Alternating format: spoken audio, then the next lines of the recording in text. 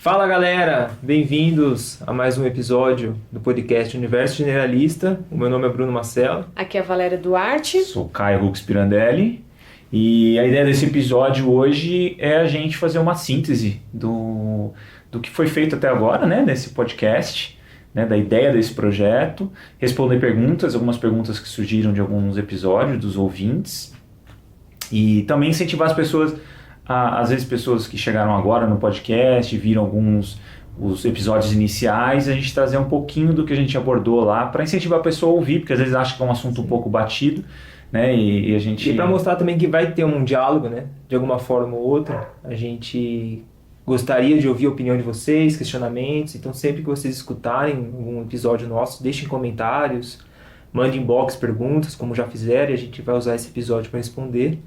E a gente teve um encontro ontem. Ontem a gente teve essa ideia, né, nos últimos episódios aí de fazer um encontro, e a galera apareceu lá ontem. Hoje é domingo, né, a gente tá gravando domingo, esse programa vai no ar na terça, e a galera apareceu lá no Ibirapuera ontem com a gente para trocar ideia, foi e muito movimentar, massa. Né, como é que... Fala um pouquinho, Walter, como é que foi? Foi muito massa, né, porque... Apareceu a galera que escuta, apareceu a galera que veio só atrás do movimento e agora quer escutar, então foi uma experiência muito legal de responder algumas perguntas ali, trocar ideias sobre outros temas que a gente nem abordou, mas como a gente gosta dessa parada científica e mais profunda, a galera veio perguntar, né? Troquei uma ideia em paralelo ali sobre alimentação e foi muito legal. E é que nós somos de São Paulo, né? Então a gente propôs esse encontro aqui. E a ideia é a gente poder lançar mais, né, futuramente. Então, às vezes a galera da região aqui, se pudesse programar, foi quase uma manhã toda, né? De uma manhã troca toda de ideia, de movimentação no troca parque. De experiência, né? A galera que tinha experiência com capoeira, dança, né? circo. Então foi bem legal trocar essa ideia, assim, se movimentar e trocar experiência também. Sim. Da parte de movimentação, né? Exato. De treinos. Todo mundo saiu melhor, né? Dessa manhã. E a gente vai também trazendo, né, alguns feedbacks dessa galera de alguns episódios que a gente vai explorar aqui. Exatamente. E a ideia é em breve a gente marcar um outro encontro desse, né? Tá um dia um pouco nublado, acho que muita gente também falou que vinha, não veio, mas acho que muito por pensar que ia chover. Clima, né? Então a gente vai marcar um outro encontro, mas talvez com essa temática de movimentação, mas algo mais que a gente vai explorar num episódio muito em breve aí, que eu acho que vai atrair muita gente. E vai, enfim, que tem a ver com movimentação, tem a ver com a evolução humana e que impacta diretamente a sociedade hoje, mas vamos deixar aí como um suspense. Um suspense aí, mas em breve a gente vai ter uma entrevista aí que a gente vai, e que vai ser, eu acho que a temática desse próximo encontro nosso, então fiquem de ouvido aí, sigam a gente no Instagram, né, para ficar sabendo também de algumas coisas. A gente sempre reforça, né, a gente cita aqui às vezes um encontro e tudo mais, mas no Instagram a gente mantém isso mais vivo, essa informação mais viva, né. Bem, acho que é isso. Acho que a gente pode começar Vamos lá. A explorar os episódios, né? Então, e algumas perguntas. Acho que o primeiro episódio foi de a gente trazer o generalismo, né? Explicar o que é essa ideia de generalismo e ser um generalista e qual é a questão de ser um especialista hoje. Né? E eu acho que surgiram algumas questões de ouvintes que a gente vai explorar, que eu acho que a principal, né, uma coisa que é bem interessante, a gente vou até ler, acho, né, esse trecho, porque é um texto pequenininho, então a pessoa pergunta assim, né, porque toda a ideia era o quê? Da gente, a especialização, ela também tira a gente de entendimento de processos mais amplos, globais, de reaproveitar conhecimentos globais para navegar um mundo melhor. Né? Então, a pergunta do ouvinte foi o seguinte, né? Por exemplo, a pessoa sabe trocar um interruptor simples de parede, mas se for um interruptor duplo em tomada, já não consegue. Então, até que ponto é preciso adentrar nessas outras áreas de conhecimento para não ser superficial ou disfuncional? Então, eu acho que a grande questão, por exemplo, vamos usar, né, do interruptor. Mudou o interruptor. O especialista em interruptor, muito especializado, que sabe só de interruptor, caos. Acabou a vida dele, né? Então a ideia do generalismo é o quê? Se a pessoa entende a parte elétrica toda, fiação, voltagem, essa mudança do interruptor não vai quebrar o mundo dele.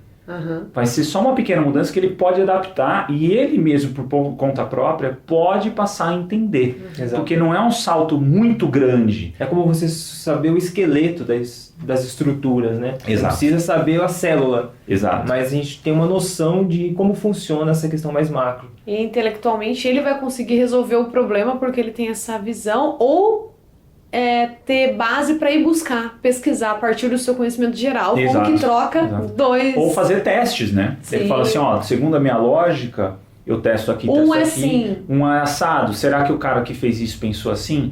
Então, quando você tem esse esqueleto, que seria essa parte do generalismo, essas pequenas mudanças não... Vamos dizer assim, por exemplo, você tem uma noção que a gente abordou na questão da corrida, né? Chega do nada uma marca nova, esse tênis é revolucionário da corrida. Esse tênis faz toda a diferença, blá blá blá. Uma pessoa que não sabe absolutamente nada de evolução humana, de corrida, coisas que a gente abordou no episódio lá à frente que a gente vai revisitar, ele fica perdido, ele cai muito mais rápido num golpe desse. Porque ele não tem critério de avaliação. O critério de avaliação dele, às vezes, são outros tênis que se falavam que eram revolucionários. Então, você fica muito mais vítima. Sim. E o corpo é o mesmo, né? Não mudou. Se você tem uma noção geral de como funciona o corpo humano, não é possível. E eu acho que o que acontece esse generalismo de conhecimento, você faz uma conexão das áreas. Então, por exemplo, a gente está falando de coisas mais conceituais aqui, mas pensando no movimento. Por exemplo, me convidaram para jogar basquete, né? Mas eu nunca joguei basquete, por exemplo. Mas eu treino coordenação em algum tipo de movimento. Eu consigo me movimentar bem. Eu tenho uma agilidade, eu tenho força, eu tenho habilidade, eu tenho um mínimo de precisão. Quando você começa a jogar basquete e conhece as regras, pelo menos você não é um Zé Ninguém, mas você não é um Michael Jordan ali. Sim. Mas você consegue transitar, ou seja, trazer para um movimento mais específico algo que você já treinou em outros aspectos mais generalistas. Porque você tem um generalismo corporal. Corporal, exatamente. E eu acho que é muito importante hoje para não cair em golpe mesmo, né? Eu acho que hoje, a parte eletrônica também, de eletroeletrônicos, antigamente eu abria computador, dava um problema, eu começava a testar se era placa de vídeo, se era placa mãe, se era placa... Você tinha formas de testar, e conforme o mundo também foi ficando cada vez mais, vamos dizer, um celular, por exemplo, você não tem umas placas, você não tem como nem abrir um celular. Então você fica muito refém da especialização. Né? Então quebrou, você precisa de um cara especialista. Então quanto mais a gente entender mais ou menos como funcionam as estruturas em geral, menos a gente cai em papos de pessoas em golpes, vamos dizer assim. Você resolve o seu próprio problema, né? Você não precisa de terceiros, né? É a mesma coisa com investimento, a mesma coisa. Por que tanta gente cai em golpe na hora que quer investir? Porque não sabe o básico, entendeu? E a pessoa quer saber o que lucra mais, o que ganha mais, mas não sabe nada de inflação, crescimento econômico. Fala, você tem que saber o básico, e conforme vão aparecendo coisas novas, você vai navegando, você vai adequando. Então, a ideia do generalismo é isso, conseguir construir esses esqueletos, trocar mais experiência sobre as estruturas em geral, para a gente navegar melhor esse mundo da especialização dos especialistas, né? E eu acho que isso falta muito no ser humano, né? Em relação, por exemplo, a minha área, né? A saúde. As pessoas não têm noção básicas de cuidado de saúde. Então qualquer pessoa consegue vender fórmulas mágicas, né? Fórmulas mágicas de emagrecimento, fórmula mágica de bem-estar, mas se você tivesse um mínimo de generalismo sobre o seu próprio funcionamento corporal, você, como o Caio disse, você está se precavendo, né? De empoderamento. Né? É muito doido isso, mais né? autonomia. E eu acho que mais ganha disso é a sociabilidade. Eu acho que quanto mais você... Eu gosto muito de falar com pessoas de outras áreas, sou fascinado por isso que eu gosto de uma porta aberta, assim, eu vou falar, porque eu tento resgatar, entender esse... Por exemplo, vocês, né, são da área da saúde.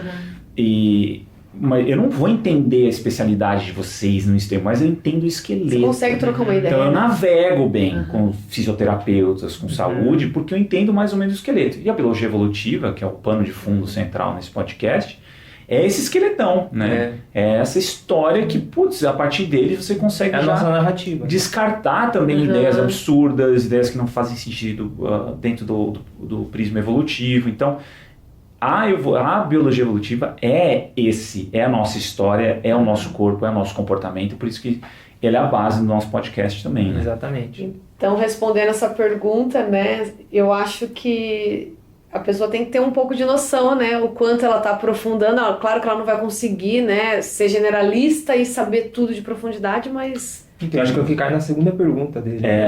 Que assim, como não cair no efeito Dunning-Kruger, né? Como se aprofundar sem...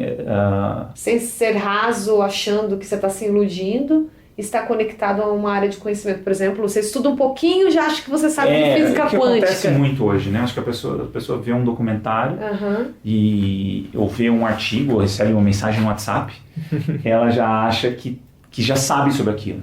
É doido, né? Porque, igual zoando esse exemplo da física quântica, o cara não entendeu nem a física de Newton, né? E tá achando que o pouco que ele sabe de física quântica vai...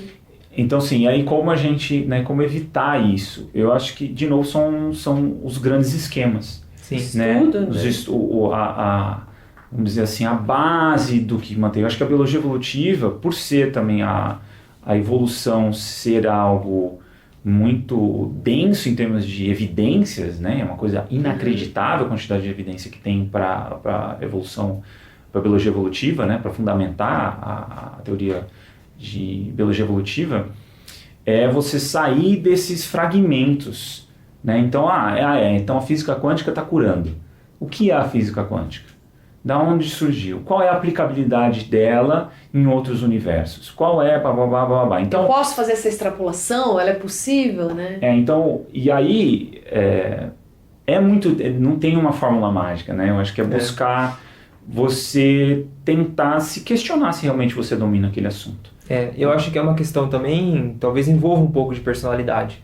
Por exemplo, você lê basicamente algumas coisas sobre um tema e você já se torna ou se acha apto a dar um curso disso, por exemplo. Isso é grave, né? E também. tem o oposto, né? Que o cara se aprofunda demais e não sai, né? Nunca acha que é o suficiente. Nunca acha que é o suficiente. Isso tem muito a ver com personalidade mesmo. A Val é um exemplo disso, né? Quando a gente se conheceu, ela tem doutorado e tal no assunto.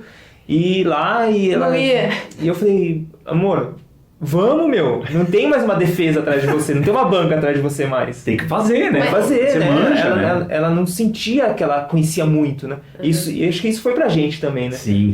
Até pra dar o start do podcast, não que a gente manje muito, né? Sim. Mas acho que a gente tem um aprofundamento sobre os temas e tem curiosidade, consegue trazer o volume...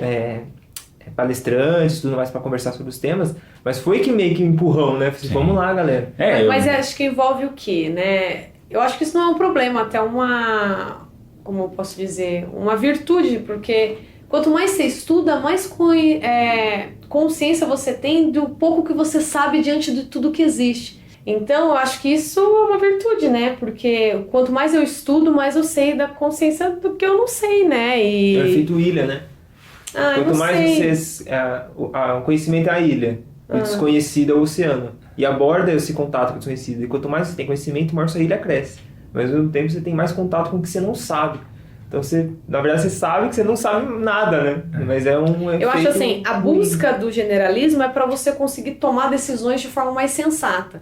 Mas você também não pode ter um excesso de autoestima dizendo que você sabe muito de tudo, porque não tem como, né? Ou você achar que você não sabe o suficiente para se expor, para falar sobre o assunto. Que é o nosso caso muitas vezes, né? Eu acho que também muita gente, meus amigos, tem me pressionado a fazer algo, um canal no YouTube, podcast há muito tempo já. Mas eu nunca me senti capaz, né?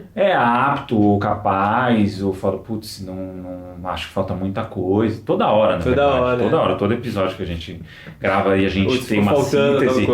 Sempre falo, puta, faltou isso, faltou aquilo. E os ouvintes, né, às vezes de casa percebem, eles não abordaram isso. Ok que a gente não abordou, porque não tem como abordar tudo, né? Ou saber tudo. Mas a gente tem que...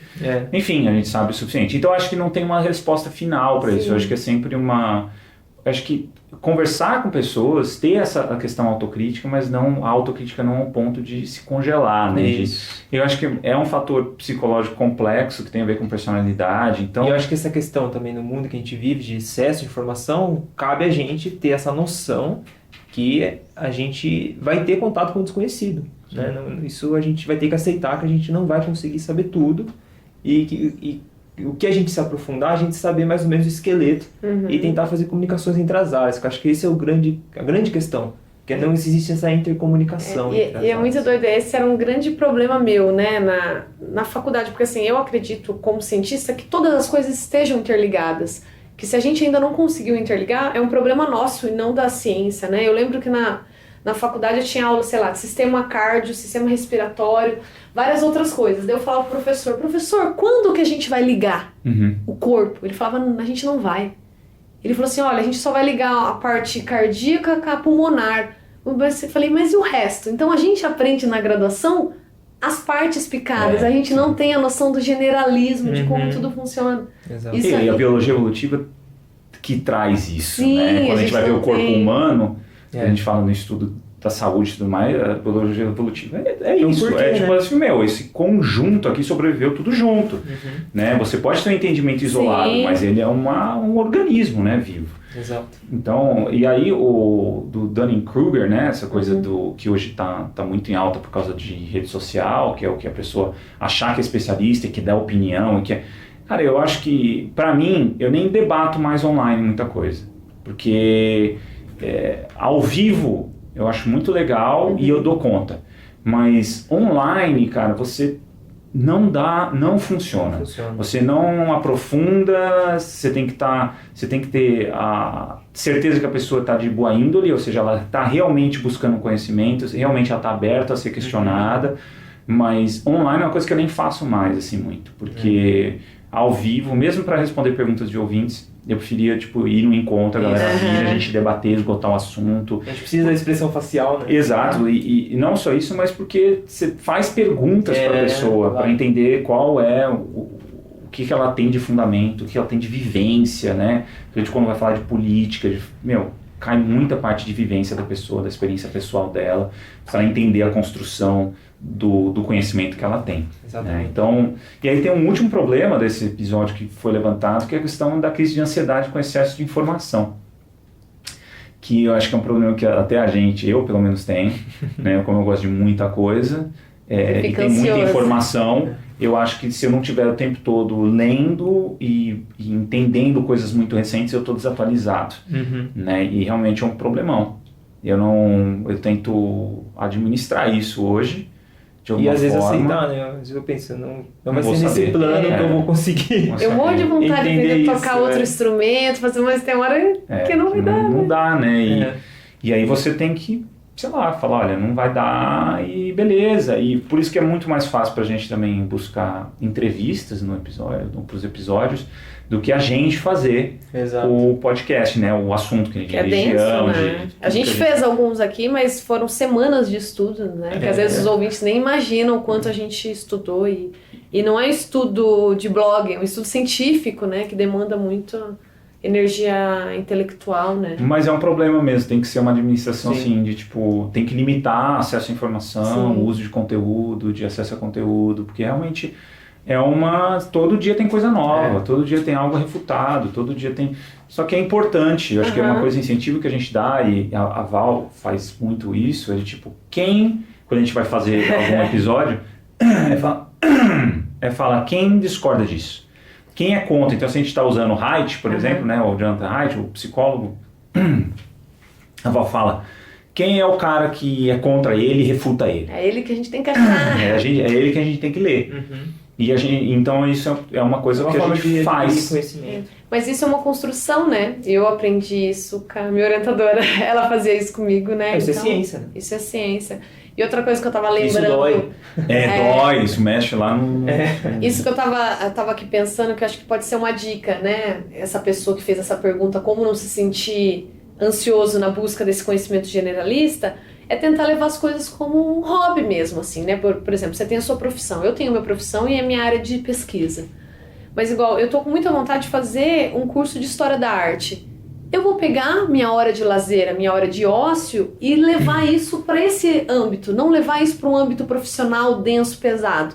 Eu acho que você consegue, né? Conhecimento, mas ao mesmo tempo você dá leveza. Então eu vou fazer, sei lá, domingo à noite eu pego uma hora e vou ler sobre a história da arte que eu quero entender um pouco melhor, né? E buscar outras pessoas para Trocar ideias sobre o trocar ideia, tema, para né? colocar a teste a sua hipótese ou a sua perspectiva, né? Exato. Então você vai navegando e É que testando parece isso. que quando você conversa com uma pessoa da área, parece que você dá uma resumida, né, Isso, é.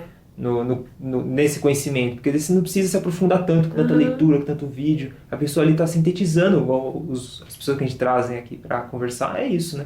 Ela traz uma síntese do que ela conhece. E pra gente fica muito mais fácil, muito mais resumido. Legal. E é isso, desse primeiro episódio eu acho que é isso, essas são as perspectivas, mas é sempre leia algo que discorda de você. Isso. Né? Acho que isso é um caminho legal de estudo. Muito importante. Né? Que refuta o que você está falando, tá? Seja o que for. Por mais respaldo que tenha, vai ouvir, né? Fundamente, organize isso, entenda o lado. Eu acho que isso cresce muito enquanto fonte de estudo. E a gente tende a se afastar disso, né? Do que vai contra, mas a gente só ganha, né? Sim. E aí o segundo episódio a gente falou de excesso de escolhas, tá? Alguns a gente vai aqui, alguns vão ser bem breves, porque não tem muita coisa, não tem perguntas. A gente vai só sintetizar a ideia dele. E esse, no caso, ele teve perguntas. Então, excesso de escolhas, quais as consequências? Foi no nosso segundo episódio que a gente falou de conforto, excesso de conforto, qual o impacto disso, né? Como isso mudou ao longo dessa nossa história evolutiva até hoje, qual o impacto disso, né? E aí, um ouvinte fez a pergunta sobre o paradoxo de escolha, né? Que hoje, aparentemente, a gente tem mais escolhas é algo bom, né? Porém, passou de certo número de capacidade ou de possibilidades, ele congela você. Traz sofrimento. Né? Traz sofrimento, você nunca acha que você tomou a melhor decisão, você nunca, até no marketing isso, né? É bom você ter escolhas, mas não muito, porque o consumidor tende a não escolher. Sim. Quando você dá muito. Então Vai você tem pra casa limite. pensar. Você tem um limite de opções que você pode oferecer, porque é da nossa comportamento humano mesmo, né? Exato. E é um problema então é um problema que a gente precisa administrar hoje em dia, né? Então tem excesso de escolhas, sim. Se você vai buscar mais escolhas, você não acaba, né? Então quando a gente vai explorar um assunto do podcast, uma hora você tem que dar um basta. Assim, chegou, né? Porque senão você não faz mais nada, né? Um exemplo que eu gosto, assim, que eu tô percebendo, é que a gente não tem TV em casa, né? Eu e a Val. E quando a gente vai assistir alguma coisa, a gente assiste no computador. Então, eu lembro que quando eu era moleque, eu ficava passando canal e via algum filme que eu queria assistir. Assistia nenhum. Não. Então, quando você tem canal passando... Tem um limite, né? Assim, peraí, aquele lá é bom, daí você vai indo pra frente, assim, acho que aquele outro é melhor. Se já tá rolando, eu vou voltar pra aquele, vou assistir aquele lá. Daí você escolhe o filme, né, que você quer assistir. Agora, por exemplo, você vai assistir Netflix.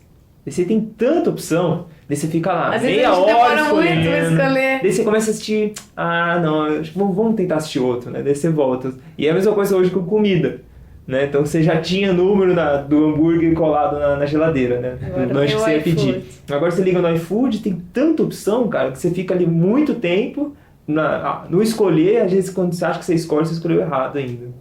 Sim, então é um paradoxo e que faz parte da realidade, e a gente precisa ter algumas estratégias para não ficar perdido dentro dele, né? Exato. E um feedback legal que a gente teve, né, tem tido desse episódio, é a questão do banho gelado, né? Foi. Eu não imaginei que ia ter tanto, a galera ia pirar tanto nisso, né? E os meninos deram um exemplo nesse episódio que eles estavam tomando banho gelado, né? No inverno, como né? se eles não tivessem escolha do banho quente, e a galera abraçou, exceto eu. O pessoal no encontro tava comentando já faz acho 4 meses, né? Dos ouvintes. Faz 4 meses que tá no banho gelado. E a gente quer, principalmente se aproximando do inverno, a gente quer retomar esse assunto, virar um desafio, uma campanha no Instagram. Eu prefiro gostar das escolhas.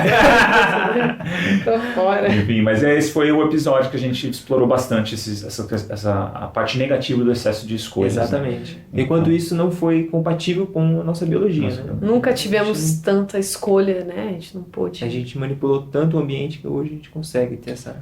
E aí no terceiro episódio a gente entrevistou o Paulo Bastos, né, que é um fisioterapeuta, falando sobre obesidade no mundo contemporâneo. Então, as pessoas dizem, obesidade de novo, é alimentação, pronto, é algo batido. Ele traz uma outra perspectiva, um outro conhecimento, né, que é muito recente, que é no processo inflamatório do corpo, a partir da obesidade, né? Por que o feedback positivo da atividade física pode ser mais demorado para uma pessoa que está com sobrepeso. Então é um episódio bem interessante. O Paulo é um fisioterapeuta que é um dos únicos que estuda, né, essa parte de de doenças gastrointestinais e como correlacionar isso com o movimento, né, com o exercício. E acho que ficou muito claro também os efeitos em relação à dor, em relação até à percepção de dor, né, o quanto a obesidade isso interfere. E também a gente explorou um pouquinho sobre essa questão do comportamento, né, por que que a gente tem a gente volta talvez no episódio anterior essa possibilidade de escolhas, né, e por que que a gente sempre caminha para um lado do sedentarismo, para um lado do consumo de alta caloria, né. Enquanto isso, biologicamente, a gente não teve acesso. Então, é como se fosse um tesouro mesmo que a gente achou ali, né? Então fica aí uma síntese aí para quem quiser explorar esse episódio ou ver esse episódio, ficou muito legal. Deu muita... Pedi feedback positivo, mas não teve pergunta. Né? E o quarto episódio a gente entrevistou a Sol, né, que é uma arquiteta, e a gente conversou bastante sobre a influência da arquitetura na movimentação humana. Questionando o quanto a arquitetura pode estar prejudicando a nossa movimentação, principalmente em grandes cidades, né? Facilitando, trazendo muitas facilidades, e ao mesmo tempo para um corpo que precisa de movimentação. Então, e aí houve uma pergunta, né, de um ouvinte, que a gente falou bastante sobre quando a gente coloca a opção, você tem escada rolante e você tem a escada comum, né? E que enquanto opção as pessoas tendem por opção, porque a gente tem uma tendência ao conforto, a economizar energia, a gente tem essa tendência natural a ir para a escada rolante, né? E que a gente falou de quanto a arquitetura poderia fazer alguns processos de forçar pessoas ou criar barreiras para forçar as pessoas a usarem o movimento, porque é mais barato do que por exemplo, um trabalho de marketing, de incentivar as pessoas, enfim, é muita coisa da economia comportamental, né? Que é mais fácil você fazer uma intervenção no meio do que você querer vender a ideia. Tipo, físico mesmo. Físico, né? um cone. Um cone que a pessoa tem que desviar. E aí o ouvinte trouxe uma questão bem interessante, que existem, né, e como ficam as pessoas. Então, por exemplo, você tem todo um esquema de você estimular um movimento para uma parte da população, ou seja, usar mais escadas, se movimentar, ou seja, optar pelo desconforto, né, dentro de uma estratégia física. E ele levantou essa questão de pessoas que trabalham já com o corpo excessivamente, um pedreiro, né, qualquer pessoa, uma empregada doméstica, algumas já está cansada, que já está cansada, putz, essa pessoa também tem que usar a escada, né? E aí a gente entra num dilema, outro paradoxo, né? Porque tem uma tendência dos trabalhos serem cada vez menos corporais. Isso, sim. Né, de ter uma automação cada vez maior. Porém, num país como o Brasil, ainda você tem uma boa parte da população que ainda trabalha com o corpo, né? Então, como é que a gente faz, né, sem punir, coitada dessas pessoas que trabalham já com o corpo o dia inteiro, punir elas para tentar fazer com que as pessoas que não trabalham... O sedentarismo alheio. Então, são perguntas que não tem como responder, né? E se a gente tem que usar estatística em geral, porque não tem como você levar, se você vai levar em consideração cada indivíduo que entra naquele ambiente, você vai ter que ter um esquema chinês, né? Tipo, identifica o rosto com que trabalha, você né? tem direito à escada. E aí você já fala assim, você aqui, você ali. Então a gente precisa trabalhar com alguma margem de erro, Agora realmente tem que ver números, né? Tem que ver a quantidade mas o metrô de pessoas. já está fazendo isso. Não sei se vocês repararam, mas em horários de pico, o metrô, estou falando do metrô aqui de São Paulo, ele cria umas barreiras por uma questão organizacional para facilitar a locomoção das pessoas. Ele faz o quê? Ele põe cones, faixas, obrigando você ir lá na esquina para dar uma volta para entrar no seu trem. Por uma questão, então, isso já está acontecendo de uma forma... Mas eles não fazem isso pensando na movimentação, mas só para evitar uma muvuca numa única escada. Então... eu acho que tem uma questão também da cultura do movimento. Então, você imagine, sei lá, esse trabalhador braçal, mas que passou por um processo de entendimento, desde a infância, que tudo é movimento, né? Tudo eu vou buscar por uma via que eu uso o meu corpo, né? Isso pensando em toda a sociedade. Então, pode chegar um momento em que essa opção de não usar o corpo, né, seja o único caminho, né? Talvez, claro, com menos cargas de horário de trabalho, com mais facilidade de trabalho, melhor ambiente de trabalho, tudo isso pode melhorar, mas eu acho que ainda as barreiras são as melhores formas de levar a pessoa para esse caminho. A gente pode chegar num momento em que o excesso de informação, que é isso que a gente está fazendo aqui, dê essa autoconsciência das pessoas utilizarem uma opção com mais movimento. Mas são questões complexas de Complexas. sociedade. Tem respostas simples. Não tem resposta simples.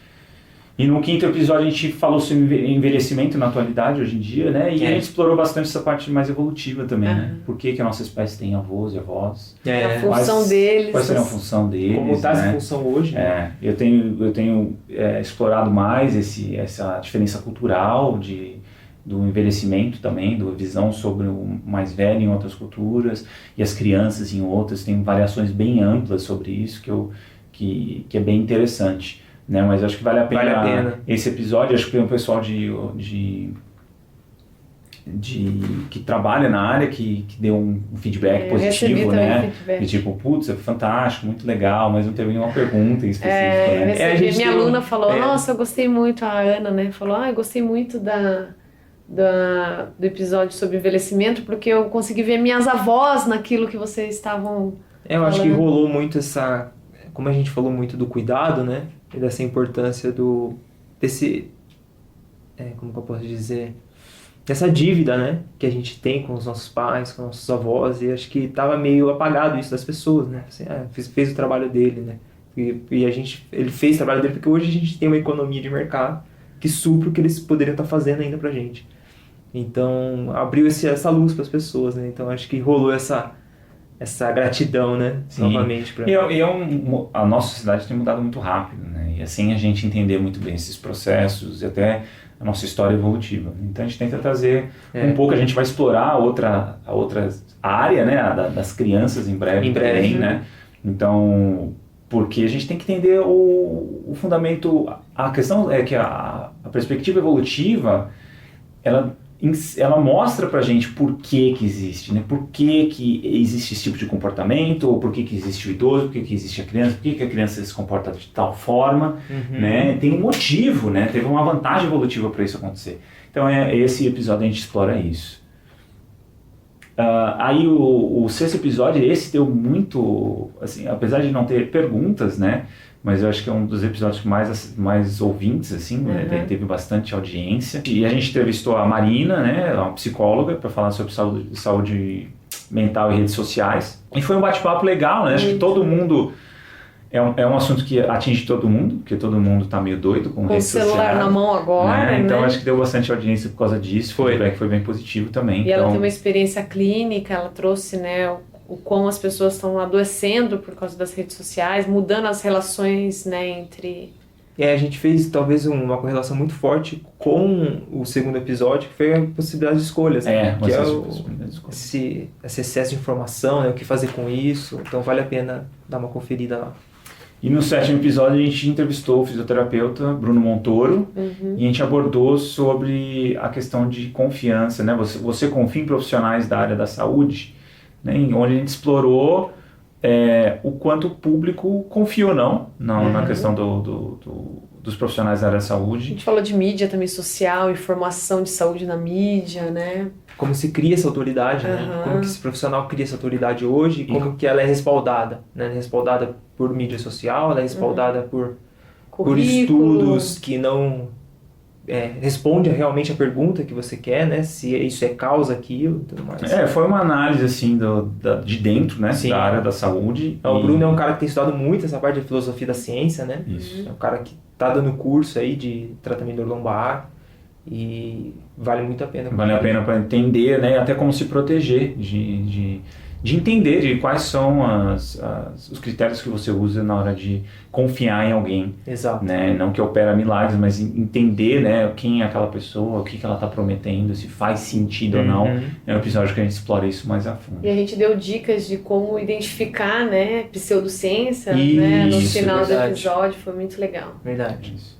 E aí no 8º episódio eu falei mais, né? A gente entrevistou o Caio sobre economia, muito além do dinheiro, que eu trago mais a perspectiva antropológica da economia, que vai além do dinheiro, que é a questão da economia de mercado, economia humana, né? E que tem a ver com envelhecimento, tem a ver com criança, tem a ver com perpetuação da espécie, que é mais essa parte de economia humana, com casamento, reprodução, questões É um assunto bem interessante, porque tem mudado muito essa parte de economia humana. A economia de mercado, né, que é essa parte financeira de objetos, ela tem mudado, mas ela tem mudado de um jeito de aceleração dela, né, de melhoria e aceleração, enquanto a economia humana ela tem sido realmente transformada, sendo desfigurada, moldada de uma forma que a gente, ignorando a nossa biologia evolutiva, a gente está pagando um preço alto por isso.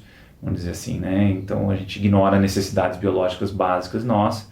Então, enfim, é um assunto muito amplo, muito interessante. E nesse choveu pergunta. Esse é um tanto de perguntas, né? E aí, uma das perguntas foi, né, a economia de mercado e a economia humana. Então, essas economias de mercado seria esse mundo de gestão dos objetos, que faz parte da nossa espécie, né? Nossa espécie, ela externaliza muita coisa, né? Significado e pensamento simbólico. Então a gente mexe com ferramentas, a gente tem esse fascínio por produtos e coisas. E a economia humana é essa parte de gestão da vida humana, então gerar novas vidas, manter novas vidas, é o casamento, é o parto, é a morte, o envelhecimento, são papéis sociais dentro desse fluxo de pessoas, né? Então, a pergunta é, a economia de mercado e a economia humana, elas teriam alguma relação com os conceitos de produção e reprodução da vida? Esse conceito, né, de produção e reprodução da vida vem mais de reprodução da vida em si, é uma questão mais do marxismo, vamos dizer assim, né, que é essa ideia de que a reprodução da vida, como se fosse a economia humana, ela tem um papel fundamental na sociedade e que ela deve ser vista como tal, que ela tem que ter valor de alguma forma. Monetário. E hoje, vamos dizer assim, né, uma dona de casa, mãe dona de casa, qual é o valor monetário que ela tem na sociedade? Ela não tem, então ela não é vista como trabalho, vamos dizer assim.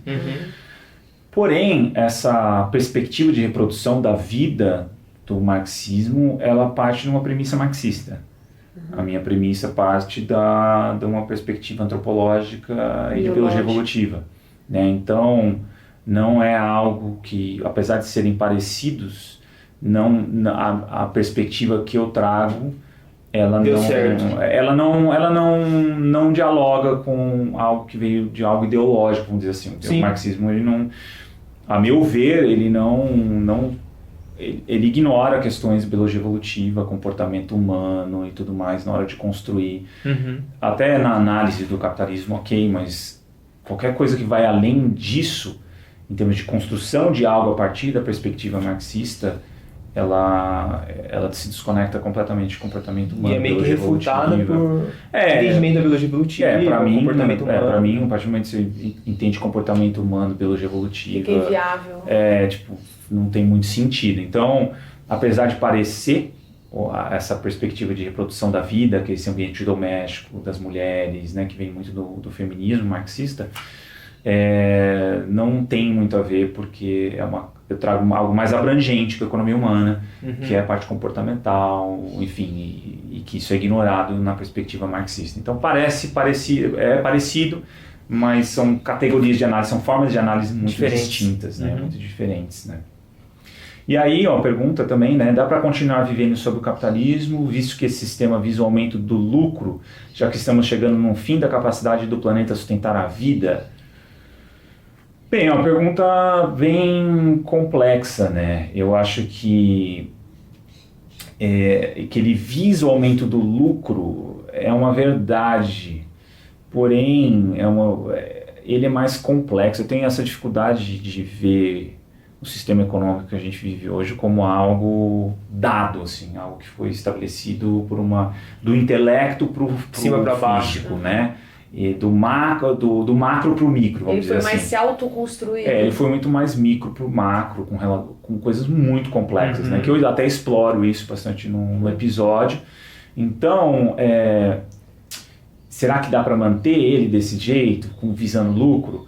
Eu digo assim, é só testando outros modelos. Sim. Não dá, eu fiquei muito cri-cri quanto a essa problematização excessiva, porque não traz nenhuma alternativa. Sim. É uma crítica infinita ao capitalismo, está destruindo o planeta, blá, blá, blá, mas cadê a sua proposta micro? Né?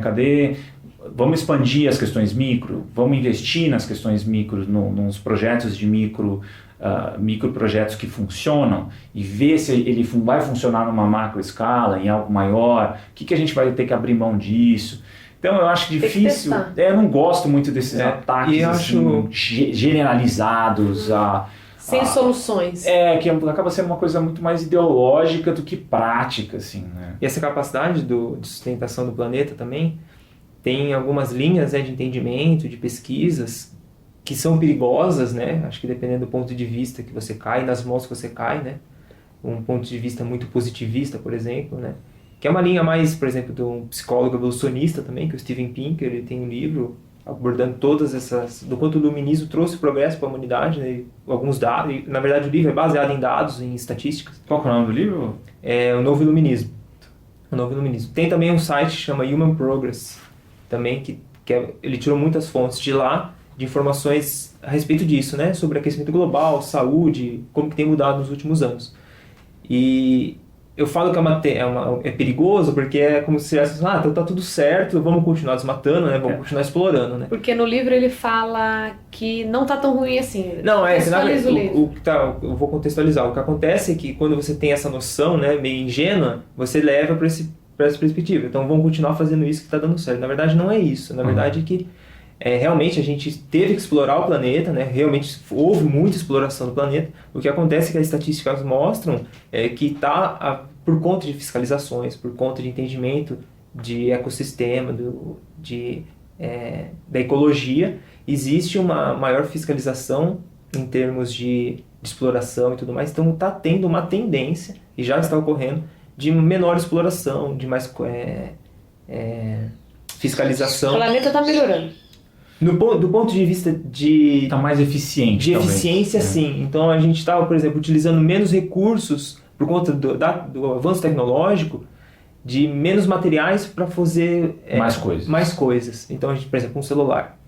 Um celular hoje você faz quantas coisas? Quantas máquinas você precisaria para fazer o que o celular faz? Tirar foto, uma agenda. Isso, uma agenda, mandar e-mail, um computador, uma máquina fotográfica, uma lista telefônica, um álbum de fotos, ou seja, olha quantos materiais você já economizou físicos, de material. Isso, então, assim, por essa perspectiva. E outras perspectivas também, por exemplo, a fome no planeta. Então, com a tecnologia, você conseguiu utilizar melhor o espaço de terra, né, por mecanismos de genética alimentar e animal, você aumentou e melhorou a eficiência. Então você precisou desmatar menos. Então, às vezes até uma visão muito ingênua. Isso é difícil pra gente que gostava dessa pegada, né? De tentar deixar o mundo mais sustentável, né? Se a gente for utilizar uma plantação mais natural, por exemplo, a gente precisaria, segundo alguns dados, desmatar os Estados Unidos inteiro e metade do Canadá. Então, esses dados estão no livro. Estão no livro. Então é meio que inviável a gente sustentar a humanidade por essa via. Então, é que assim, tem os dois lados, positivos e negativos, né, do capitalismo, do iluminismo, que trouxe a questão do conhecimento, mas mais uma vez eu reforço, a gente não está vivendo num sonho, a gente não está chegando nesse mundo paradisíaco. Tem gente ainda passando fome. Tem gente passando fome e tudo mais, mas a tendência é que o capitalismo trouxe com o iluminismo é uma melhora do planeta, não, na verdade, uma destruição dele, né? É bem complexo, né? Não é uma resposta fácil, porque aí você tem que navegar os dados. O Pinker é um cara bem otimista, né? Então esse é um viés dele, Exato. De extremo otimismo, com várias questões. E aí tem que buscar outros dados. A questão é que ele traz muito dado. Muito dado. Eu quero falar quem é o contra. Quem é o contra o Pinker? Tem caras contra o Pinker, entendeu? Eu sei que o Taleb, que é o cara o autor do Cisne Negro, ele questionou quanto às questões estatísticas de guerra, de afirmações, mas não, enfim, as afirmações dele, algumas afirmações dele extrapolaram demais e desobedeceram ou quebraram algumas noções básicas estatísticas. Até a questão da religião também, né? O Pinker era muito crítico à religião e talvez até criar um sistema sem religião, Exato. Né? Que a gente abordou isso num outro episódio. Então, a questão é que é difícil. Eu acho que uma coisa que tem que ser algo mais pragmático. Talvez a gente vou ficando mais velho, a gente vai ficando cada vez mais pragmático, né? Então, mais uma outra pergunta aqui, né? Alguma forma de mudança do sistema é possível quando se busca mudar o macro, o meso e o micro concomitantemente, pautados num outro modelo de sistema? De novo, pautados em que modelo de sistema? Qual opção? Não existe, eu acho que assim, qualquer pessoa que já trabalhou na área, por exemplo, de computação, tem um projeto, tipo, não tem como você chegar numa empresa e falar assim, olha, eu tenho a solução para o seu problema. Já pronta. Você vai ter que analisar um tempão como funciona, quais são os processos. Exato. Depois de um tempão você faz um teste, faz outro modelo, outro. Aí vai subir para produção? Tá, então tá bom. Então vamos testar tudo agora. Mesmo quando você sobe para Go Live, sobe para produção parada, vai dar algum problema. Ou seja, o micro, ele é fundamental em qualquer sistema complexo. Então não dá para você fazer tudo ao mesmo tempo. Você tem que começar do micro. Né? Isso há anos já que eu entendi isso. E as pessoas acham que não. Acham que através do macro você muda tudo micro. E você teve essa experiência, né, Caio? Então. De tentar organizar um coletivo, né? Uma casa. É difícil, né? Porque essa questão do micro para o macro, para mim é uma coisa que já caiu essa ficha há um tempo já. Então eu tive envolvido com construção de espaços autônomos, né, anarquistas, vamos dizer assim, que é essa perspectiva de tipo, a gente vai construir uma nova sociedade a partir do micro. Porque a gente caiu essa ficha que tem que ser do micro para o macro.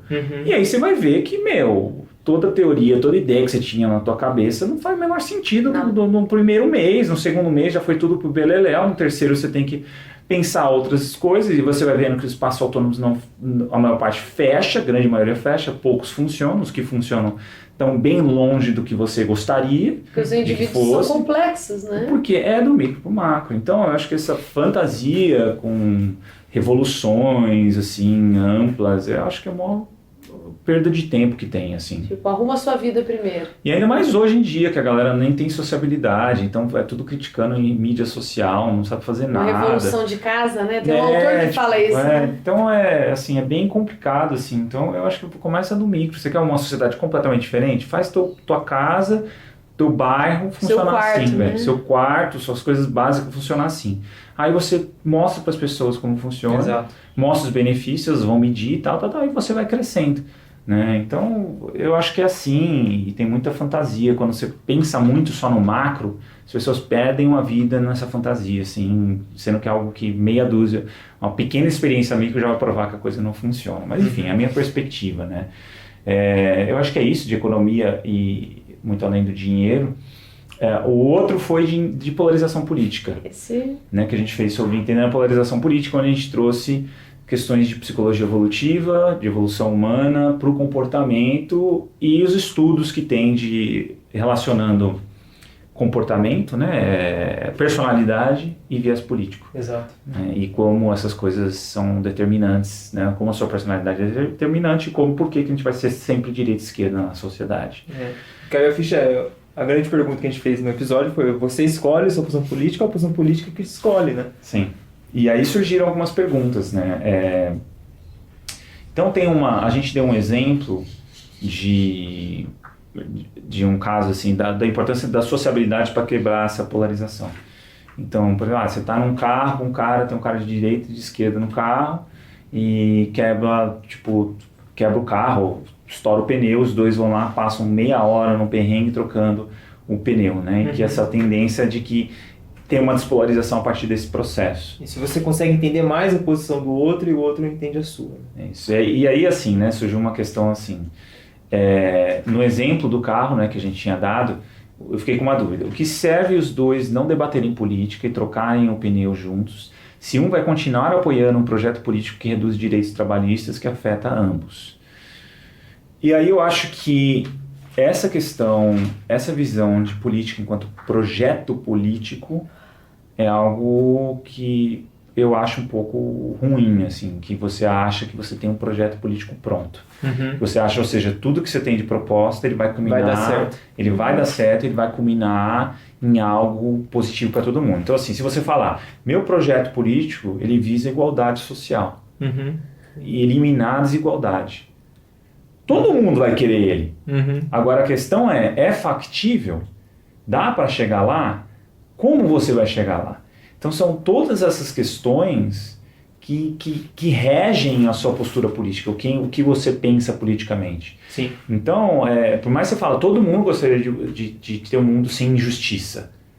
É um sonho. Então, mas você falar que isso é seu projeto político Utópico, né? é bem utópico. Sim. E aí você falar que a pessoa que discorda do seu projeto político, na verdade, é antagônico a ele, será que... Peraí, se o seu projeto político ele é um pouco delirante, Sim. será que o cara que discorda de você ele é uma pessoa ruim ou você que é ingênuo? Uhum. Né? Então, tem várias questões disso que as pessoas... Que é essa questão do macro, né? Que as pessoas querem esse mundo incrível. Todo mundo quer. Eu acho assim, o que cabe a você é provar o quanto o seu projeto não é delirante. Eu acho que aí está o erro. Como alguém vai provar que esse projeto não é delirante? Por exemplo, acabar com a desigualdade social. Todo mundo gostaria. Mas e aí, né? Como se faz? Qual é o projeto? Qual é o Prova que processo? dá para se... Acabando com a propriedade privada. Tá, como? Onde já funcionou? Micro para o macro, né? Uhum. Então, onde funcionou? Como funcionou? Qual foi o desdobramento? Não funcionou tão bem? Então, qual é a mudança que você propõe nisso? Então, tipo, tem várias questões muito mais pragmáticas que têm que ser respondidas. E não dá para você dizer que o seu projeto político, o cara não... é antagônico ao que o cara quer, porque você quer igualdade, ele quer injustiça. Não é isso, né? Tipo, eu quero justiça, o cara quer injustiça. Não, o cara possivelmente não vê a viabilidade de algo 100% justo e que, na verdade, o seu projeto de acabar completamente com justiça, na verdade, um projeto pode ser totalitário, ele pode ser um projeto, sei lá, né? Mas eu acho que rola um desentendimento, uma confusão com desigualdade e injustiça, cara. Porque desigualdade é diferente de injustiça. Então, por exemplo, vamos dividir a gente caçou um animal, né? Por exemplo, a gente saiu para correr aqui. Daí eu corri 50 quilômetros, a valsa correu 5 e o Caio correu 10. Daí eu cacei o bicho e a gente dividiu, igualzinho para todo mundo, né? É justo, né? Essa partilha, ela foi igual, né? É justo.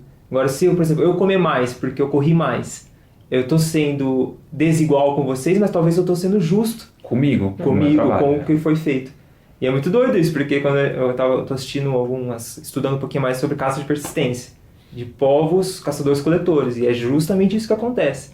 Então, os homens que são nesse povo, os Bosquimas na África, eles saem caçar um gnu, daí quem caçou, primeiro foram os homens que foram caçar. O caçador que abateu, todos vão comer, só que esse caçador vai comer primeiro e ele vai comer um pouco mais, né? E depois divide o resto para todo o clã. Então você vê que você tem uma partilha, mas você tem uma partilha mais justa. Então isso, se a gente for trazer isso para o micro, né, para o ambiente de casa, né, como que a gente vai criar isso, né? Dentro de casa. Isso, imagina isso para São Paulo. Como que você vai criar isso para São Paulo? São complicado. E é muito doido nessa pergunta que ele falou, né? Para que serve, então, esse debate? Dando a entender que, já que eles estão pensando diferente, nem importa o debate. Não, porque se você achar que não importa esse debate dos dois trocando pneu, vai deixar a sociedade mais polarizada, né? Então, mesmo que um defenda um lado e outro, esse debate eu acho que para mim é sempre saudável, né? Porque... Sempre. E assim, né, mais desse mesmo ouvinte, né? Direita e esquerda é uma questão de prática e projeto político. Um lado defende um projeto político que é completamente inconciliável com o outro. Eu acho que se eles são completamente inconciliáveis um com o outro, quer dizer que os dois estão viajando na maionese. Uhum. Não tem o menor sentido. Não tem porque nenhum ponto em comum. Não existe respostas absolutas. E aí dentro disso, o centro que é uma crítica dos dois lados, né? Que é o pessoal que fica no meio do muro, o pessoal isentão, não existe. Uhum. Porque ou você está com a justiça ou você está com a injustiça. Você não tem... Só que assim, a gente sabe pela sociabilidade humana, pelo comportamento humano, que as coisas são complexas. E que para algo isso faz muito sentido, mas não em todos os ambientes, não em todas as esferas. Então, essa ideia de que eu tenho um projeto político, cara, é algo muito, muito fora da realidade. Muito fora da realidade. Você tem algumas propostas, né? Você pode ter algumas propostas de mudanças, tal, para ver se dá certo. Agora, você pode até ter um projeto político, vamos dizer, quando eu fazia parte de um coletivo anarquista com espaço autônomo, qual que era o nosso horizonte político? Eu discutia muito sobre o horizonte político. Era o quê? ter um espaço autônomo, que a partir daí a gente conseguiria morar no bairro, se alimentar, né, de depender cada vez menos do sistema. Esse é um horizonte. E para isso ele tem que ter várias práticas para chegar ali. Agora, eu não tenho como dizer que esse horizonte é para todo mundo, é para a cidade toda. Tem que começar do micro para o macro. Então, essa questão de horizonte político para o macro, como um todo, ele para mim é uma patologia da esquerda e da direita. Sim. Né? Desde a esquerda, que acha que vai ter um mundo completamente igual, 100%, e o outro que vai falar que não, são as famílias, são assim, não é pode assim mudar, que funciona, não pode mudar, não tem flexibilidade. Para mim é viagem dos dois lados, né? E aí sim você tem uma ausência do centro, e esse raciocínio que cria esse vácuo, né? Que cria essa polarização, a meu ver. Então eu acho que... Né, Eu acho que só a palavra projeto político já deixa algo inflexível, muito rígido, né? Eu não sei se é viável, né? Enfim, eu acho que quanto mais eu vejo esses lados mais ideológicos, fechados, assim, da direita e da esquerda, se você bater o olhinho na antropologia, né, e na psicologia evolutiva, não se sustenta em nada, assim. E até, assim, é uma coisa que eu gostaria de explorar mais no podcast, mas trazendo pessoas para entrevistar. Se alguém tiver alguém que gostaria de defender um desses lados extremos, estamos abertos, porque a gente gostaria de trazer esses questionamentos, né, e ver o quanto isso, às vezes, a gente pode estar errado também. Mas é um assunto difícil de explorar, né, no podcast. E aí, no 10º episódio, a gente trouxe o Pablo Santurbano para falar de evolução e movimentação humana. Então, ele trouxe como ele chegou nisso, né? Na fisioterapia, os pioneiros de entender disfunções e problemas musculoesqueléticos através da perspectiva da nossa evolução humana. E a gente falou o quanto o conhecimento em evolução pode melhorar, né, a saúde e a sociedade. E por aí vai, é bem interessante. E o 11º episódio a gente falou sobre medicamentos, doença, pesquisa e teoria da conspiração, com o João Paulo, né, que é um pesquisador, farmacêutico, pesquisador, e é interessante para saber de dentro. Né? Esse mercado e esse mundo da pesquisa funciona. Ele falou bastante sobre a questão público-privado na pesquisa, nas universidades. E por que é financiado tal doença, outras não. E eu acho muito legal, assim, acho que vale a pena trazer ele em outros episódios para falar de outra coisa, de fitoterapia, dessa parte da parte química, né, de farmacêutica. Medicamentos naturais. É bem interessante. E no 12º episódio eu entrevistei Bruno, Marcela e Valéria Duarte sobre corrida e evolução humana, né? E esse foi um que deu muito feedback também, né? Não teve perguntas, mas teve um feedback muito bacana. Muito bacana das pessoas. Até pra mim foi, né? Assim, quando eu tive contato com vocês e com essa perspectiva de corrida, foi de sair disso de que correr é ficar correndo em círculo, né? Você pode trazer um significado para a corrida se você olhar para nossa história. Sim. E é algo que a galera trouxe esse feedback, né? Para mim fez sentido. Para mim eu lembrei a importância da corrida para nossa espécie. Então, que eu acho que rola muito, por exemplo, o contato que a gente tem com esse pessoal da movimentação é que eles fazem tudo, mas eles não correm. É verdade. Né? Isso é muito portal, né? O e tudo mais. Então, eu não sei, né? Eles não têm essa perspectiva de corrida de longa distância, né? Então, acho que talvez o que a gente trouxe de tirar um pouquinho essa necessidade de um ambiente controlado e tudo mais, de usar essa questão de corrida como exploração, foi meio que libertador para alguns, né? Que deu esse feedback pra gente. E esse feedback que a gente recebeu, que o rapaz disse que não fazia sentido mesmo correr em círculo, mas ele começou a usar a corrida como deslocamento, né? Chegar até um bairro vizinho para fazer alguma coisa, isso é muito massa. E a gente explorou bastante isso nesse episódio, foi bem legal, teve muito feedback legal de mudança de hábito mesmo, de perspectiva com a atividade da corrida. Então vale a pena quem não ouviu, ouvir. E o último, né, nosso último episódio a gente falou de religião, né, e a nossa ligação da nossa espécie com a religião e tudo mais, a gente explorou bastante coisa. Teve um ouvinte que trouxe alguns questionamentos, né, e eu acho que no final, debatendo, né, e conversando com o ouvinte, tinha muita coisa em comum, mas tem alguns pontos que eu acho interessante de trazer, porque ele falou que a nossa visão era muito positiva quanto à religião. Né, e a gente falar do Sam Harris como alguém ingênuo, né, que é um dos caras que criticam bastante a questão da religião. Não soou bem pra ele. Não soou tão bem pra ele, né? Mas no final, assim, debatendo e conversando com ele, foi foi de tipo, não é que, tipo, é ingênuo pensar que só a metodologia, o jeito que é ensinado em ciência hoje vai ganhar uma população maior, que a gente precisa usar mais de outras estratégias, né, que a religião usa para a gente conseguir fazer da ciência algo mais palatável para a sociedade como um todo. E aí eu acho que a grande questão é começar do zero, né? Então você tirar um aspecto que está presente muito na espécie humana e você reinventar a roda, né? É arriscado, né? Isso que a gente está falando. Até quando vale a pena mesmo você tirar a religião e colocar um outro mecanismo, que seja a ciência, para trazer essa questão de pertencimento, para trazer essa questão de simbologia, de significado. Eu acho que o mais legal desse episódio foi a gente dar um significado biológico para a religião. Até para a gente, né, que estuda evolução, né, e para outras pessoas que acho que nunca tinham olhado a religião por esse prisma, né? Qual a importância dela para a sociedade hoje e que foi no passado, né? E aí ele trouxe a questão também de o quanto é aceitável para as religiões a gente flexibilizar elas mais, elas terem essa abertura para a ciência. E eu acho que é uma coisa que eu não sei o quanto a gente falou disso, mas sim, o fundamentalismo religioso é um baita problema. E a gente vê isso na política nacional. Exato. Né? Que, assim, pessoas que não têm uma perspectiva de religião mais flexível.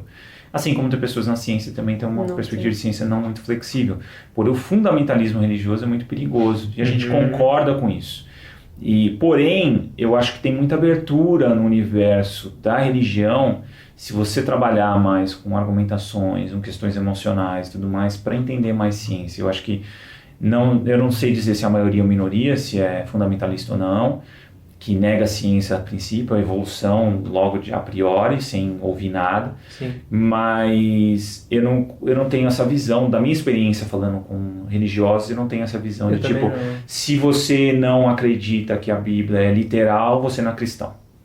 Por exemplo. Você não pode frequentar a igreja. Ou você não pode se dizer cristão se você... Logicamente que tem um pouco disso, mas não é algo que eu vi como impedimento de diálogo. Entre os religiosos, né? Parece que isso é mais impedimento entre o ateu, que o ateu dá mais significado. Então você não é tal característica, você não é cristão se você não faz isso. Mas tenho parentes que que são muito religiosos. Se você chegar e falar que Adão e Eva não existiu, é um problema. É um problema. Claro. Aí é a questão literal. Você tá entendendo? É um problema. Então as pessoas têm religiões que assumem que se você não acredita nisso, você tá fora. Não existe, mas o quanto tem de oportunidade, vamos dizer assim, de falar com pessoas que não são assim. E quanto esse diálogo pode influenciar outros grupos ou expandir essa religião de uma forma... E eu não vejo, talvez nessa visão que a Val trouxe, um impedimento do cara continuar frequentando a igreja. Mas ele vai ter que ficar quieto. Sim, tudo bem, mas ele não vai implementar isso. Ele entendeu isso, ele não vai querer mudar o sistema em relação a isso. Não. Entendeu? Mas ele continua tendo essa característica. Ele vai olhar, as pessoas estão usando o literal para algo que talvez seja só um arquétipo, uma narrativa. Ele entendeu isso, né? E aí a questão, se religião não tem dogma, ela é religião. Acho que tudo tem dogmas. Exato. Tudo tem regras que se você mexer demais, deixa de ser. Né? Então, você tem que ter limites. Isso é normal, né? Ter esses limites. Agora, quais são esses limites? Aonde esses dogmas estão? É na questão literal da Bíblia? Aí é um problema. Né? Se você quer ver a Bíblia como algo literal, aí é um baita problema. Mas você pode ter dogmas, outros dogmas. Não matar, por exemplo. Pronto, beleza. Então, é uma questão de, tipo, eu acho que religião não precisa ser dogmática em tudo. Ela pode ter pontos de flexibilidade que possibilitam outras coisas entrarem. Então, mas alguns autores caracterizam ela pelos dogmas. Pelos dogmas. Inclusive, tem um bom questionamento sobre yoga. A yoga é uma religião? Né? Porque ela não tem dogmas, né? Então, ela não é. É aí que a gente tira a yoga da religião.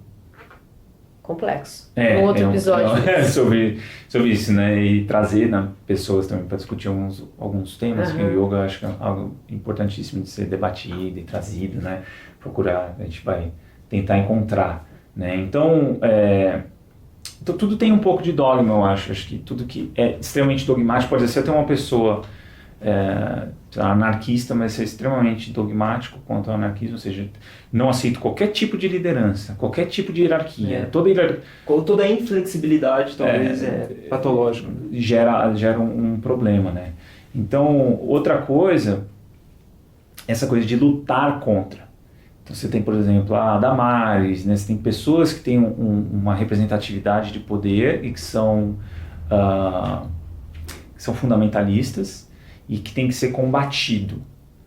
Eu tenho sérios problemas com isso, assim, com essa coisa de combater. Eu acho que não funciona, né? Eu acho que e esse combate geralmente é via redes sociais, né? Que a gente já falou bastante. Verdade. Então essa coisa do combate precisa ser combatido. Eu acho que não. Você precisa gerar conteúdo melhor. Você tem que dialogar melhor com outras pessoas para você disputar um universo de ideias com essa galera. Eu acho que tem que ser separado da política para começar. Sim, mas uma vez lá já. Complicado. Então é complexo, essas questões são complexas. A única coisa é que essa coisa do combate Sim, é uma coisa que não me Mas não me agrada assusta um muito. pouco alguém tão fundamentalista numa postura de governo de decisões, Sim, né? com certeza. A grande questão é como reagir a isso. Quais são as estratégias a lidar com isso? Se é algo que está crescendo, a linha fundamentalista está crescendo muito. E por que cresceu? Por que cresceu e como, né, combater, mas como, o que a gente faz com isso? O Já combate, está, né? e o que a gente falou, né, de polarização, ficar postando coisa ajuda, Aí daí ela dá uma facada no cara? né? Será que é isso? Será que é o... Então tem que pensar bem a parte estratégica e se funciona. Tem que ter algum dado de tipo, fica postando coisa online. Quantas pessoas que eram fundamentalistas deixaram de ser porque você está postando coisa contra a Damares, contra o fundamentalismo religioso. Né? Eu não sei, precisa começar a trabalhar com dados dessas coisas, porque eu não me sinto confortável achando que eu vou ficar postando e vou estar mudando a cabeça de alguém que é fundamentalista. Né? Então, isso a gente abordou muito, né, a polarização. E tem uma frase famosa de um físico, né, o Steven Weinberg, que foi trazida por um ouvinte também, né, com ou sem religião, pessoas boas farão coisas boas e pessoas más farão coisas más. Porém, para pessoas boas fazerem coisas más, é preciso religião. Aí eu falei, olha, tá aí ideologia. É uma religião? Né? Ideologia também. Ideologia é capaz de transformar. Então, eu acho que se usou o termo religião, mas é para um conjunto de dogmas E precisa ser que religião. não precisa ser religião. Lógico. Né? Então, eu acho que não dá para você jogar tudo isso para religião. Né? Então, tem dogmas, tem Você questões pode ser fundamentalista ideológicas, sem religião. com outro conjunto Você de pode dogmas. você pode ser, por exemplo, quem era nazista achava que eram pessoas boas e que estavam fazendo coisas certas, né? E que tinha uma ideologia por trás. E aí tem uma questão assim, de como assim, né, religião e criatividade, porque a gente só falou a questão da arquitetura e tudo mais, e eu acho que não é a religião em si, o conjunto de dogmas, mas é essa coisa da autotranscendência, essa coisa de você sair de você mesmo Religião e tudo do mais. ponto de vista mais profundo e Vamos dizer assim, prática. Quem construiria através da ciência aquelas igrejas imensas que te afetam emocionalmente? sem emoção na construção. Na construção, sem uma visão um pouco fora dos cálculos matemáticos, arquitetônicos e tudo mais, né? Numa época que nem tinha tanto, hoje você consegue fazer, né? Você tem essa parte mais abstrata da arquitetura, né? Do Niemeyer e tudo mais, mas nessa época surgiu essas inspirações religiosas para fazer coisas incríveis que você não teria com outras esferas de raciocínio, enfim, tem toda uma linha de desenvolvimento de arte através da religião. E que sim, a religião teve um papel também, em alguns momentos, de cercear a liberdade, de cercear a criatividade, porém não é algo linear, né? São coisas complexas, mas sim, tem muita coisa da religião que tem uma questão artística, uma expressão artística muito forte, muito impressionante. Inclusive, grandes artistas, há muito tempo atrás, se juntavam à religião para conseguir, principalmente pintores, né, eram contratados para fazer, porque a religião era o berço, né, para eles conseguirem se manifestar, né? A gente foi na exposição do Da Vinci, dá para ver, né, o quanto ele foi contratado pelas igrejas para produzir as coisas. Então, era um berço de produção de artistas, né? Sim. Até pela questão econômica, né? Eles De tinham você dinheiro, financiar né? uma pessoa se especializar na arte, tudo exato. mais, as inspirações. Então, juntar tudo, né? Não é só a parte de inspiração, mas tem essa relação. Mas eu acho que é isso. A gente deu uma geral nos episódios todos. E como vocês perceberam, a gente está tentando se comunicar com vocês, né? Para quem não consegue vir nos encontros. Então, quem acompanha e é de longe, comunique-se com a gente, mande mensagens via direct no Instagram, nas postagens. Então, a gente está aberto aí aos questionamentos, a possíveis entrevistados que vocês gostariam. Dicas, né, de pessoas que vocês Assuntos. gostariam de trocar ideia com a gente. A gente contatou bastante gente já, né? Para entrevistas. Algumas pessoas responderam, outras ainda estão na fase de férias, né? De estar esperando aí que respondam mais para fevereiro. E é isso, esse é mais para fechar o ano passado, né? Uma síntese do ano passado e um episódio que saiu agora, ainda esse ano. E é isso aí, a gente vai estar sempre agora trazendo novos conteúdos. E Espero que vocês estejam gostando. Gostando, né? Então é Que esse ano importante tem esse novidade, feedback, hein? esse ano a gente vai trazer bastante coisa legal através das entrevistas e nossos estudos aí.